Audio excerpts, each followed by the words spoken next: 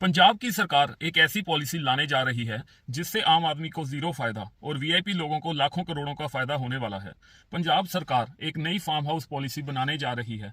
ये पॉलिसी उन जमीनों पर लगेगी जो पीएलपीए यानी कि पंजाब लैंड प्रिजर्वेशन एक्ट 1900 के दायरे से बाहर निकाल दी गई थी।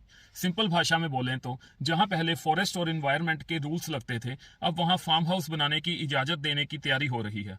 अब सवाल ये है, इसका फायदा किसको होगा? आम लोगों को? बिल्कुल नहीं।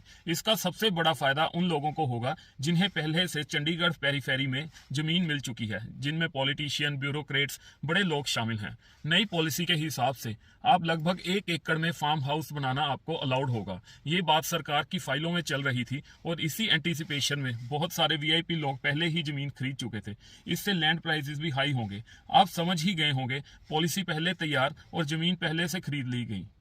फॉरेस्ट डिपार्टमेंट खुद कह रहा है कि अगर सुप्रीम कोर्ट के गाइडलाइंस फॉलो नहीं किए गए तो फॉरेस्ट, वाइल्ड लाइफ और इको सेंसिटिव जोन्स का सत्यानाश हो जाएगा। ये एरिया सुखना लेक के प्रपोज्ड इको सेंसिटिव जोन के बिल्कुल पास है और यहाँ ऑलरेडी 90 से ज्यादा फार्म हाउसेज बन चुके हैं, जिन्हें इको टूरिज्म कमेटी ने रेगुलाइज करने से भी मना कर दिया है क्योंकि ये रूल्स के खिलाफ हैं। सुप्रीम कोर्ट ने पहले ही कहा था कि पीएलपीए से बाहर निकाली गई जमीन का मिसयूज नहीं होना चाहिए, पर यहाँ तो पेरीफेरी एक्ट, इन्वायरमेंट गाइडलाइंस और सुप्रीम कोर्ट रूल्स सबकी धज्जियां उड़ा दी गई हैं।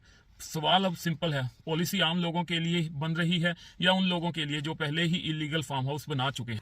This is one of the farm houses. As inquiries reveal, this is one of the retired former DGP of Punjab Police. It's given out, rent rooms are given for rent and parties. It is one of video के नीचे comment करके अपनी राय जरूर बताएं कि ये एक तरह की डेवलपमेंट है या फिर वीआईपी को बेनिफिट देने के लिए पॉलिसी लाई जा रही है। और अगर ऐसी इन्फॉर्मेटिव वीडियोस आप जानना चाहते हैं तो मेरे चैनल को आप सब्सक्राइब जरूर कीजिए। Thank you.